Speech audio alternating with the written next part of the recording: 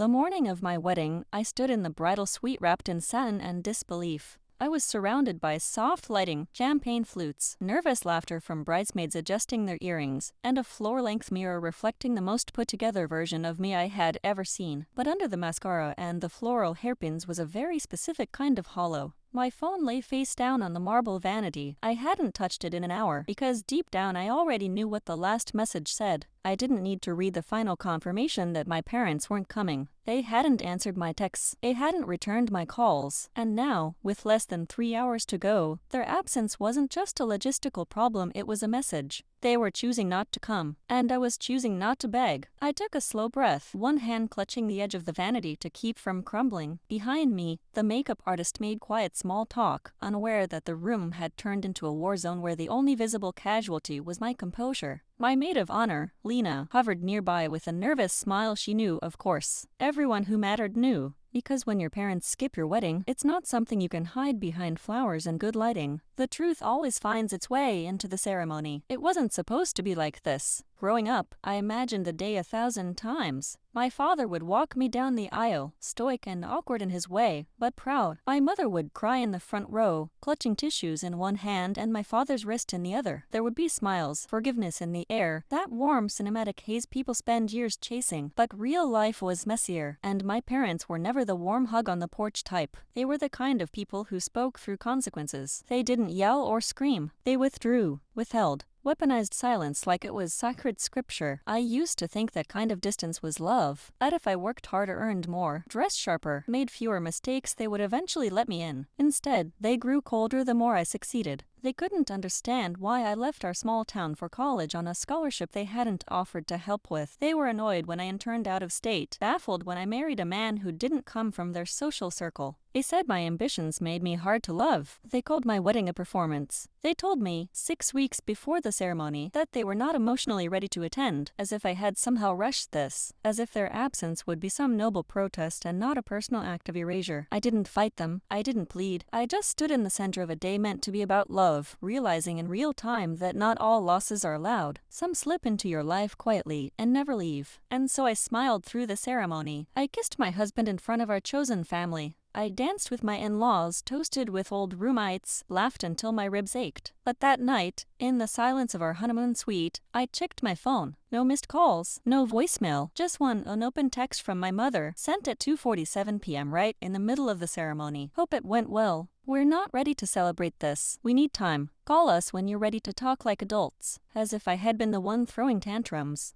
As if not attending your daughter's wedding was a rational adult decision. That was the moment something inside me shifted. Not broke but locked, like a door sealing shut with finality. I realized that day that I had spent my whole life acting like I owed them something: gratitude, forgiveness, explanation, but I didn't. Not anymore. Because for the past 6 years, I had quietly been paying their mortgage. Ever since my dad's retirement turned out to be a failed business exit and my mother's consulting gigs dried up, they had leaned on me to keep the house. The one I grew up in, the one they refused to downsize from because appearances mattered more than solvency. Every month, I wired $2,176 to their lender under my name without ever missing a payment, and I did it without fanfare, without complaint. Because somewhere in the back of my mind, I thought, this is what good daughters do. But now I was a married woman who had walked down her own aisle with no parents in sight, no explanations offered, and a wedding album full of smiling strangers instead of kin. And I realized something that night, lying next to my sleeping husband in the half-light of the honeymoon suite. I'm not their safety net anymore. I picked up my phone, opened the banking app, scrolled to the automatic payments tab, and hit cancel. No warning, no explanation. Because sometimes, the only way to be heard by people who silence you is to turn off the faucet they drink from. I didn't start paying their mortgage out of guilt. Not exactly. It started the way most generational obligations do, with a favor that grew teeth. I was 27, fresh off a career leap that saw me go from junior analyst to regional manager in under 18 months. My salary had tripled. I'd moved into a condo with exposed brick and a parking space I didn't have to fight for. I felt like a grown woman for the first time, not just someone playing dress-up in business casual. Then came the call. My father, voice clipped and measured, said they were in a temporary bind. A business partner had defaulted. The escrow had fallen through. Something about a loan ballooning at the worst possible moment. He didn't ask outright. He never did. He just said, we're looking at some options, but we'd hate to lose the house. Not with all the memories there. All the memories. The phrase was meant to be warm, but all I heard was obligation wrapped in nostalgia. My mother called the next day, her tone buttersoft. She said, we're so proud of you.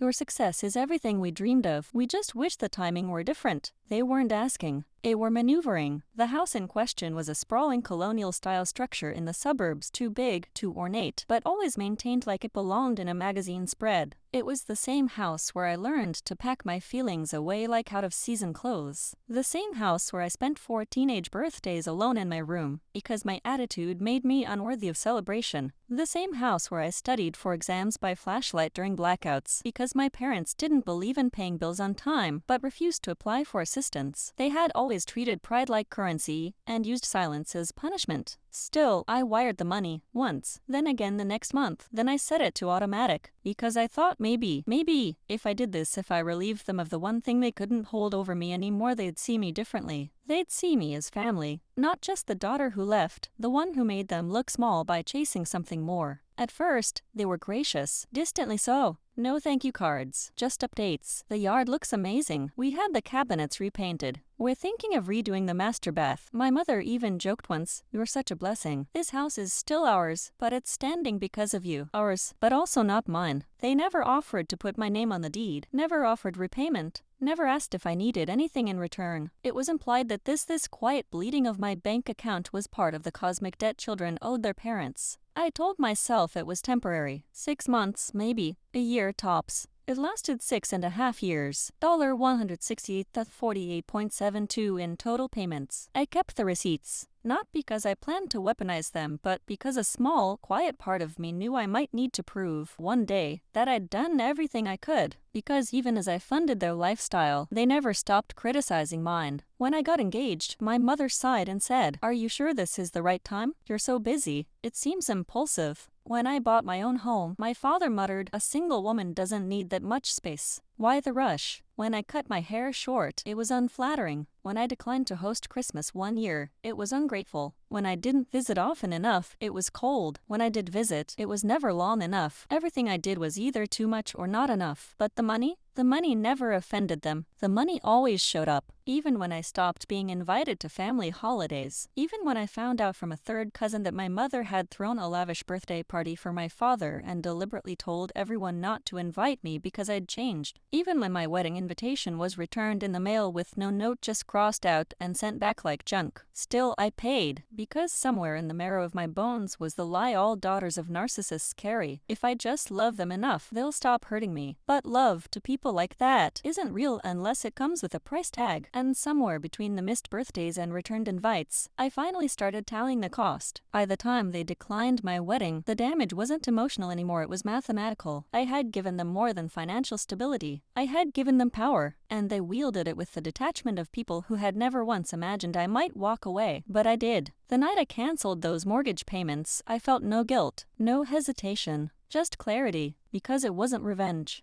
It was recalibration. They had made a decision loud and public to skip the most important day of my life. I made a quiet decision of my own, to stop financing their entitlement, to stop sponsoring my own erasure, to stop pretending that loyalty should cost me everything. The first missed payment triggered a late notice. The second set off a panic. By the third, my phone rang at 7:12 a.m. on a Sunday morning, my mother's number, blinking across the screen like a threat. I let it ring. She didn't leave a voicemail. She never did when she was angry. A voicemail would be evidence, and my mother never left fingerprints on her rage. Instead, she followed up with a text. "We just saw the mortgage status. Must be a mistake. Let us know when it's resolved. Hope you're well." Short, polite, polished to perfection. The kind of message that sounded concerned on the surface, but was laced with cold fury beneath. There was no apology for missing the wedding. No reference to the invitation they ignored. Just immediate entitlement. "Something's wrong with your payments." As if they hadn't broken the covenant first. I didn't reply. 2 days later, my father called. No preamble, no pleasantries. "Did your card expire or something?" he asked, voice clipped. "No," I said. "I canceled the payments." A beat of silence. You what? I'm not paying the mortgage anymore, I said evenly. I've done it for over 6 years. You didn't come to my wedding. You haven't acknowledged me as your daughter in months. This is me returning the favor. The silence was louder this time.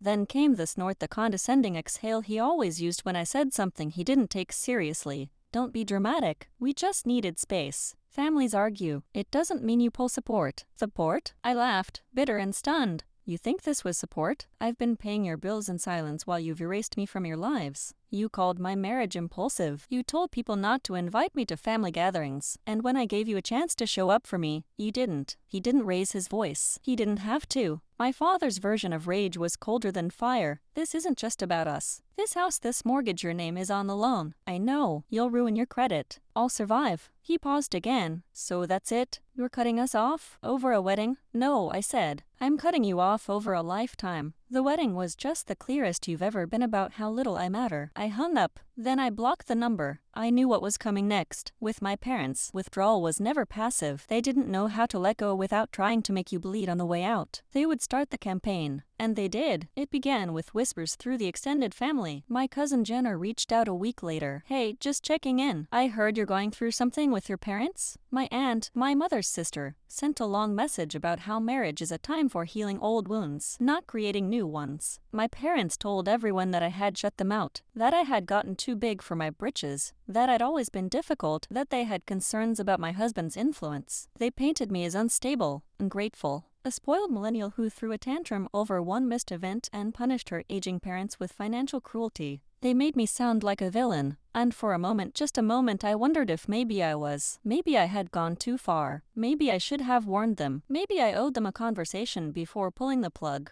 But then I remembered something. When my mother told me she wouldn't be attending the wedding, she hadn't cried. She hadn't even hesitated. She said, "You've changed, and we're not ready to pretend we're okay with it." That wasn't confusion, that was control. And I had taken that control away. Now they were spinning, not because they were confused or hurt, but because they were losing access. Losing the power to make me dance to their tempo, pay for their pride, bend to their narrative. And they couldn't stand it, so they escalated. They called my husband's office, left messages for HR, pretending to be concerned relatives worried she might be making erratic decisions. They emailed mutual friends with veiled insinuations about my mental state. They tried to get my name removed from the family trust, only to discover I had never been on it. Then came the legal envelope. Certified mail. Inside, a formal demand letter from a local attorney stating that my parents were prepared to sue for intentional financial sabotage, citing shared liability and unlawful abandonment of debt responsibility. They claimed I had endangered their retirement security and acted in bad faith as a familial fiduciary. Fiduciary, as if I were their investment.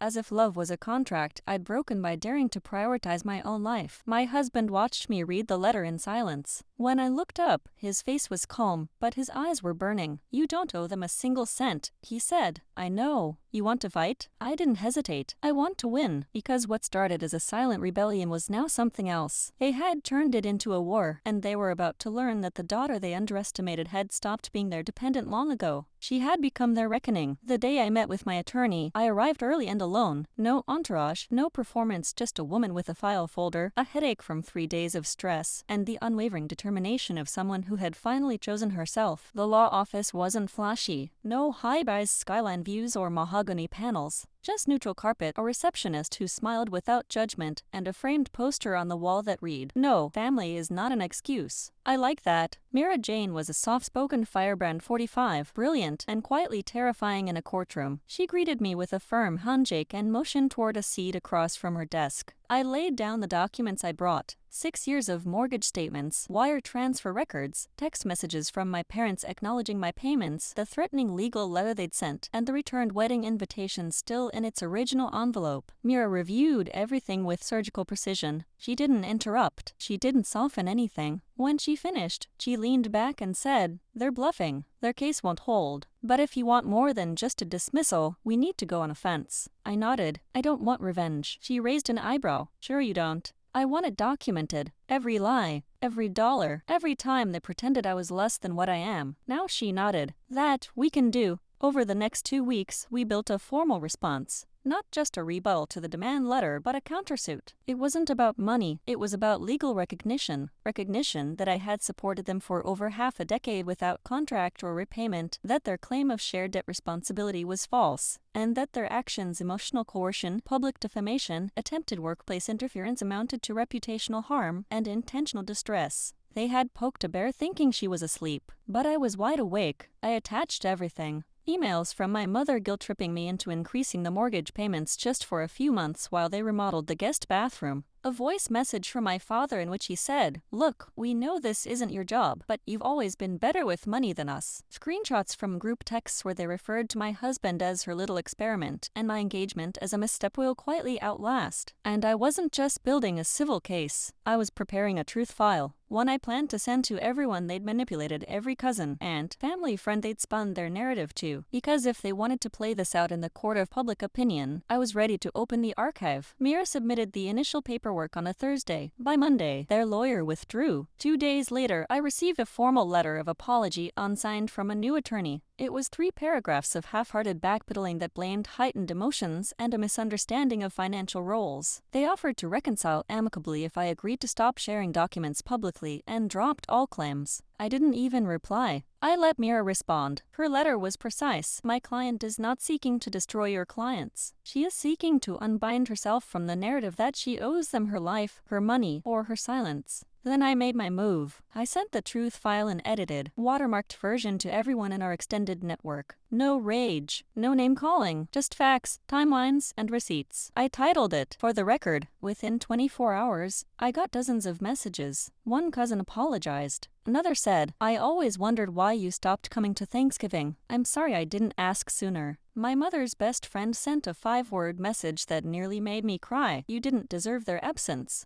And from an old mentor of my father's, a retired accountant who had helped me land my first internship, came the most unexpected line, "We all knew they leaned on you. We just didn't realize how hard." By the end of the week, the narrative had shifted. I wasn't the ungrateful daughter anymore. I was the one who had survived them. And for the first time, I didn't feel shame in telling the story. I felt power. Because here's the truth no one tells you. Sometimes the villain is your mother. Sometimes the villain is the man who taught you to ride a bike. And sometimes, love does come with a price, but that doesn't mean you have to keep paying. Especially when what you're buying is your own erasure. My parents stopped contacting me after that. No more letters. No more voicemails. Silence real, thick, blessed silence. And it didn't hurt. It felt like breathing in open air after a lifetime of filtered oxygen. I changed my number, removed them from my emergency contacts, updated my will, filed paperwork to remove their names from every place I'd once listed them out of tradition. I wasn't angry. I was done. Because closure doesn't always come from forgiveness. Sometimes it comes from setting the door on fire and walking away without looking back. The silence was addicting. It wrapped around my life like clean cotton, soft, breathable, real. No more cryptic voicemails. No sudden bursts of guilt on a Sunday morning. No fabricated emergencies about water heaters or tax assessments. I had severed the final tether, and for a while, I floated in the kind of calm I didn't know I was allowed to have. But peace doesn't always mean stillness. Sometimes peace gives you space to act. And once the dust settled, once the last letter was shredded and the final call blocked, I found myself with a mountain of receipts, a clear timeline of manipulation, and something I hadn't had in years, a clean conscience, and a voice. I didn't plan to speak out. At first, I just started writing. It was a cold January evening, and I was sitting at the kitchen table in a hoodie, barefoot, staring at the stack of documents Mira had returned to me after we closed the case. Mortgage statements, emails, screenshots, transcripts. All of it mined now my side of the story in black and white. I opened a blank document and wrote 3 words, "My parents left." Then I kept going. Over the next 4 hours, I wrote the entire story, from the first wire transfer to the final demand letter. I didn't dramatize. I didn't soften. I told it like a report, clear, chronological, brutal in its normalcy, because what had happened to me wasn't extreme. It was common, too common, and I had the data to prove it. Once I hit the final paragraph, I canceled the mortgage and got my life back. I knew what I had to do. I posted it anonymously at first, just a long-form essay on a public storytelling platform, no names, no photos, just a title, "The Price of Being a Good Daughter." Within 3 days, it had over 100,000 views. Within a week, I was getting emails from women across the country, Some wrote pages. Others just wrote a single line. I thought I was the only one. A nurse in Indiana whose parents made her co-sign their third mortgage at 25. A teacher in Florida whose mother took out student loans in her name. A tech analyst in Seattle who paid her parents' rent for 7 years while being excluded from every family holiday. Their stories weren't loud. They weren't the kind of abuse that made headlines.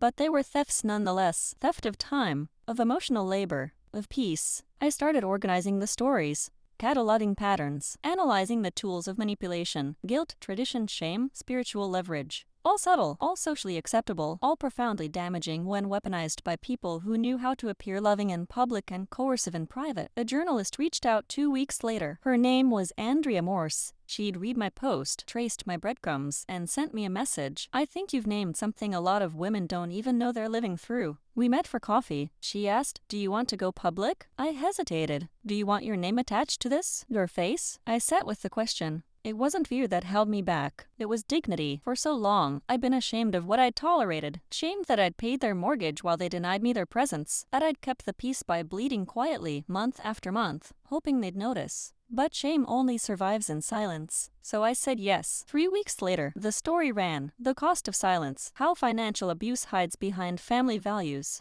My face on the homepage, my name in the headline, and the floodgates opened. Radio shows, podcasts, speaking requests, women calling in during live segments, their voices trembling as they said, I've never told anyone this before, but it was bigger than I imagined. And suddenly, I wasn't just surviving, I was leading. I launched an online resource hub, Clear Cut, a guide for women navigating parental financial abuse, how to recognize it, document it, resist it legally. Within a month, the site had over 200,000 users and a waiting list for pro bono legal consultations. I partnered with Mira. We organized workshops. We taught people that helping your parents shouldn't mean sacrificing your mental health, your credit, your marriage. We created downloadable template scripts for difficult conversations, outlines for disengagement, resources for setting boundaries that stuck. We gave women language for what they had been living without definition, because you can't fight what you can't name, and they had named me ungrateful, cold, selfish. Now, I was naming them back, not with spite but with truth. In March, I received a package from someone I didn't recognize. Inside was a handwritten note from a woman named Ruth, 64, retired, estranged from her daughter for 20 years. She wrote, after reading your story, I realized I had become the mother I swore I'd never be. I don't expect forgiveness, but I wanted to say thank you for making me see it before I die. I cried.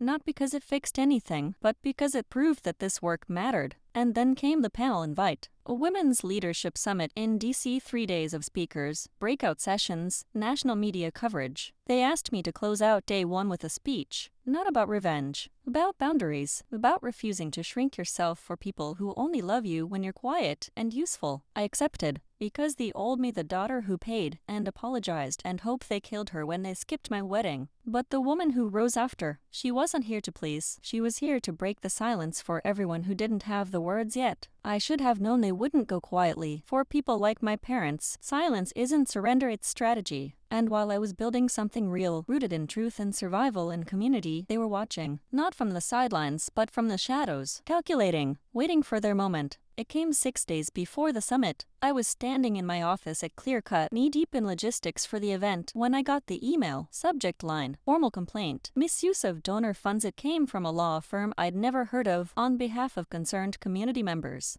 The message was long, filled with veiled accusations, misappropriation of nonprofit donations, irregularities in expense reporting, ethical violations related to my public storytelling. They claimed I had used donor money to fund personal retaliation against family members, and included in attachment 8 pages of fabricated documents with numbers that didn't exist and transactions I had never made. At the bottom of the PDF was a name I knew too well, Elizabeth M. Hart, my mother. She had filed the complaint anonymously, but carelessly left metadata in the file. It was her digital fingerprint. For a full minute, I just stared at the screen. Not angry, not afraid, just stunned. The audacity was breathtaking. She hadn't just decided to disown me. She hadn't just skipped my wedding and tried to humiliate me in court. She was now trying to obliterate the only good thing I had built in the wreckage she left behind. And she was doing it the only way she knew how, by turning truth into noise. That's how people like her survive. They don't fight facts, they drown them in chaos. They throw enough accusation, enough insinuation, enough strategic confusion into the world until even the innocent start to look suspect. It's not about proof, it's about doubt, corrosion. A slow leak that makes people question what they saw with their own eyes. I closed the file. I didn't cry. I forwarded it to Mira. She called 5 minutes later, voice calm and cold as steel. She's scared, she said. You've gotten too big to ignore. I want to go public. Mira hesitated. Are you sure? I didn't answer immediately. I looked out the window of my office, at the mural we'd painted on the side of the building last spring. Bold red letters. You don't owe anyone your silence. Yes, I said finally. I'm sure. And so we prepared the statement. It wasn't defensive. It wasn't angry. It was clinical, factual, devastating in its restraint. We published a timeline of our organization's financials, released audited records, included public thank you notes from donors who had received legal help through Clear Cut, and then we addressed the smear directly. One of the most painful truths of familial abuse is that the abuse doesn't always stop when you leave. Sometimes it escalates. Sometimes it goes to court. Sometimes it tries to ruin what you've rebuilt. We are not afraid of these tactics. We will not be silenced by them. The response was overwhelming. Within hours, the summit reached out to reaffirm their support. Within a day, Clearcut's fundraising page hit its highest single-day donation total since launch. And within a week, the Washington Post ran a piece titled, "Daughters Aren't ATMs, the Financial Abuse No One Talks About." The backlash didn't fall on me. It fell on them. Turns out, when you shine light long enough, shadows lose their power. An anonymous leak from a former family friend revealed that my parents had been shopping the fake complaint around for weeks, trying to bait journalists, trying to bury my credibility before I ever touched a microphone in DC. They failed, spectacularly. But it wasn't just because I had receipts. It was because the world had changed. Women were ready to believe women, and not just women in crisis, but women who'd gotten out and dared to say, I deserved better. When I took the stage at the summit, the lights were blinding. I stood in front of 1,000 people, most of them strangers, many of them survivors. Some had flown in just to hear me speak. I told them the truth, not the dramatic version, the quiet one. I told them about wire transfers, holiday exclusions, the lie of being a good daughter if it costs you everything.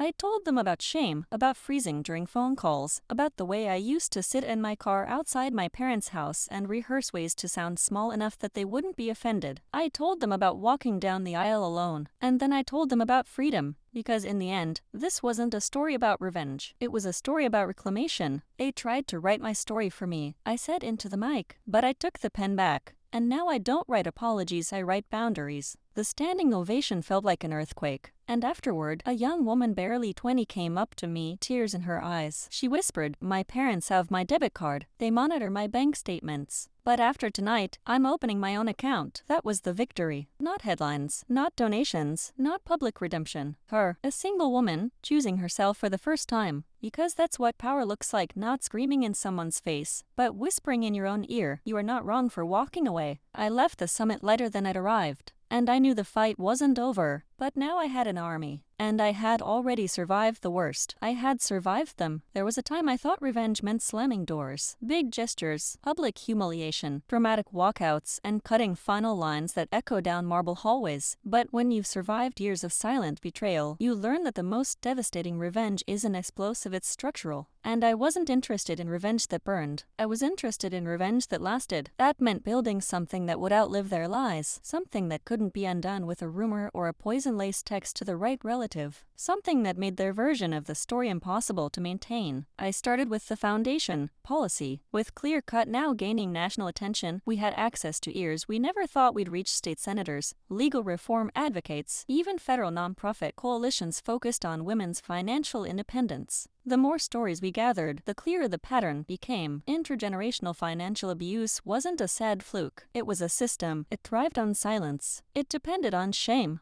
And it flourished because there were no names for it in any law book. That had to change. I worked with Mira and a small team of legislative drafters to begin shaping what would eventually become the Adult Dependent Protection Act, a groundbreaking proposal that would legally define and protect against exploitative financial control between adult children and their parents. It included provisions for mandatory disclosures when adult children were added to parent-owned debts, legal recourse for coercive dependency under the guise of family help, ACTS documentation, and federal reporting for long-term financial support arrangements. It was technical. It was slow. It was boring in the way revolutions usually are at the start, but it was real, and while the paperwork moved through committees and legal review boards, I focused on something just as powerful: reputation. My parents had lived for perception. Their image was currency: church volunteers, country club social chairs, well-meaning parents of a daughter who had drifted away. Their faces had appeared on dozens of donor boards and gala event booklets. They curated an identity, one potluck at a time. I didn't go after them in the tabloids. I didn't air private details on talk shows. Instead, I reached out quietly, strategically to every board, committee, and foundation they sat on, with a copy of their now infamous complaint, a summary of the legal response, and financial receipts that showed 6 years of one-sided support they had never acknowledged, much less repaid. I didn't ask for retaliation. I asked for accountability. And I got it. 3 months later, they were asked to resign from 2 nonprofit boards. Their church issued a statement distancing itself from their personal conflicts. One of their longtime philanthropic partners replaced them as sponsors for a scholarship fund quietly, without fanfare. It wasn't front-page news. It was better. It was undeniable. Their influence, like their credibility, began to dry up, one whisper, one meeting, one revoked invitation at a time. They couldn't stop it, because for the first time in their lives, they weren't the ones writing the story. I was, and I wasn't writing it in rage, I was writing it in receipts. My father tried, once, to push back. He filed a Freedom of Information request for financial records tied to Clear Cut's nonprofit grants. He tried to frame it as journalistic interest, using a third-party shell company registered in another state. We traced it back. When the request was denied, he sent one final email to my personal address, unsigned but unmistakably his voice. "Enough is enough. You've made your point. We're your parents." I didn't reply, because being my parents was no longer a title that came with power. Not after what they did. Not after what they chose not to do again and again. They missed the wedding. They missed the lawsuit. They missed the summit. They missed the rise of their daughter from a bank account to a movement. And now they could sit, alone in the house I used to keep from foreclosure, wondering how it all slipped away. It didn't slip. It was taken back. Every dollar. Every version of the truth. Every piece of peace they once held hostage, taken back, brick by brick, and rebuilt into something they couldn't touch. And that was the revenge. Not a reckoning in court, not a televised scandal, but a slow, methodical disassembly of the empire they built on my silence. And the rise of something they could never create, a woman who knows her worth and will never finance anyone's cruelty again. In the end, the most dangerous thing I ever did wasn't publishing the receipts. It was withdrawing access. Access to my time, to my name, to the version of myself they'd grown fat feeding on the daughter who bent, who covered, who overpaid and apologized while they treated her like a resource, not a relative. That version of me was long gone. And the one who had taken her place wasn't interested in revenge for revenge's sake. She wanted liberation. True liberation is quiet and cold and final, but it starts with something deceptively small: inheritance paperwork, the kind no one talks about until someone dies and the vultures show up. One of the things I learned during the clear-cut expansion was how often adult children were surprised by reverse claims parents who had received decades of financial help from their children only to turn around and weaponize probate, property disputes, and life insurance beneficiaries against them once those children were no longer deemed compliant. I wasn't going to be one of them, so I filed preemptive estate protections. I removed their names as contingent heirs on every policy, account, and investment I had. I appointed my husband and a legal trustee as beneficiaries. I locked down every credit line with two-factor authentication. And most importantly, I drafted a notarized letter to be included in my personal will. Any party claiming to be my parent, guardian, or financial dependent is to be denied all rights to my estate, assets, and end-of-life decisions. This decision is final and not subject to interpretation. It was the administrative equivalent of slamming the door in their faces forever, and it felt better than any courtroom victory.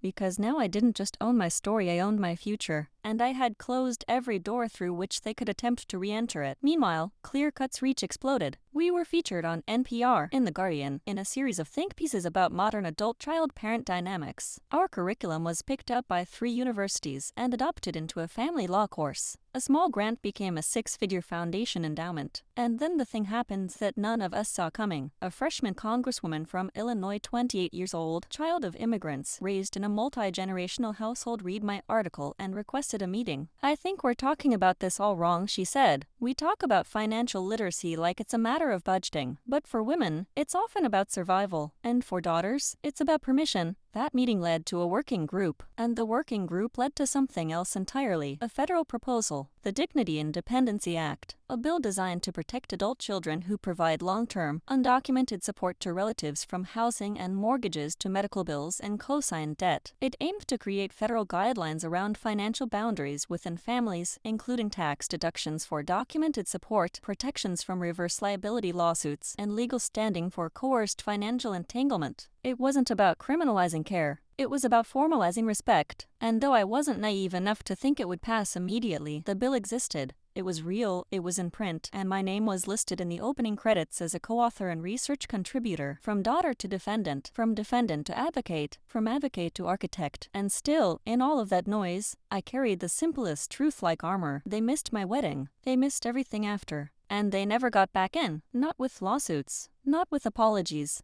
Not with "we didn't know better," because you don't get to pretend confusion when you watched your own daughter walk down an aisle and chose not to be there. You don't get to call it a mistake when you knew how to reach me and chose instead to try to ruin me. They didn't just burn a bridge. They burned a whole era, and now they could sit among the ashes and wonder why no one came back to fetch them. I had. Once. Twice. Too many times. Now I was done offering hands to people who only grabbed to pull me under. My final act of revenge? I lived. Fully, joyfully, loudly, with a name they could no longer claim, in a house they never entered, with a family they didn't build, and a legacy they could not rewrite. And every time someone said, "You're such a good daughter," I smiled and said, "No, I'm just finally being good to myself." There's a moment, just one, that separates survival from sovereignty. It's not loud. It doesn't announce itself. There are no trumpets, no tears, no final confrontations in parking lots or tearful reconciliations across worn-down kitchen tables. It's smaller than that. Mine came one afternoon, sitting in a bookstore cafe, thumbing through a copy of The Body Keeps the Score, of all things. A line caught my eye, something about trauma not being what happened to you, but what happens inside you because of what happened. I read it again, then again, and I realized I didn't carry them anymore. Not in my spine. Not in my jaw. Not in the way I second-guessed every boundary or flinched when my phone lit up with a number I didn't recognize. I didn't brace for their disapproval in board meetings. I didn't rewrite emails 5 times to make myself sound less assertive, less ungrateful. I didn't apologize reflexively. I didn't look over my shoulder for them in rooms I had built without their help. They were gone. But more importantly, I was here. Fully, my house which they never saw, my husband, whose laughter was now the soundtrack of my mornings, my work, which had transcended advocacy and become an institution, and the simple, radical piece of living a life not beholden to apology or performance. After the federal bill was introduced, media attention surged again. The word trailblazer got used a lot. Advocate, voice for the voiceless. I accepted those titles with grace, but only ever half-heartedly, because before I was anyone's symbol, I was a woman who got left at the altar by her parents, a woman who paid 6 years of someone else's mortgage and still got called selfish. That's what people forget. You don't become strong in victory. You become strong in a refusal to collapse when no one comes to save you. And I never collapsed. Instead, I grew. I began mentoring other women through the foundation, especially daughters, not just women estranged from their families, but women still entangled, unsure, trying to decode the subtle, crushing weight of obligation wrapped in love. We created a special initiative called Boundaries Without Blood, a 10-week cohort where women from all over the country came together to share stories, rewrite narratives, and learn to say no without guilt. One of our first participants was a woman named Eileen, 54, a pharmacist who had been paying her mother's rent since she was 22. Her mother, who lived in luxury, had never thanked her once. At the end of the program, Eileen closed her account, moved cities, and sent us a card with a photo of her new front porch and one perfect sentence: "My name is finally mine again." That was the impact. Not headlines, not policies, but porch photos. Bank accounts reclaimed, names restored, and then something happened I hadn't expected. One day, I got a letter, a real one, in a handwritten envelope, no return address. Inside, a note from a hospice nurse in Pennsylvania. She said my father had been admitted weeks earlier, late-stage cancer. My mother was no longer in the picture. He had mentioned me. A lot. She had Googled, found the articles, and wanted me to know. He said she was always so strong, stronger than we deserved. There was no ask, no apology, just that sentence, passed on by someone who didn't know either of us, but saw the truth plain as day. I didn't reply. I didn't go, because forgiveness isn't an obligation, and closure isn't a courtesy, it's a choice. And I had already closed that door. But for the first time, I felt no heat when I thought of him. Just air. Empty, neutral, finished air that kind you exhale after holding your breath for years and realizing there's no more need to brace. A few months later, I published a book, a memoir, yes, but also a manifesto, a line drawn in ink, not sand.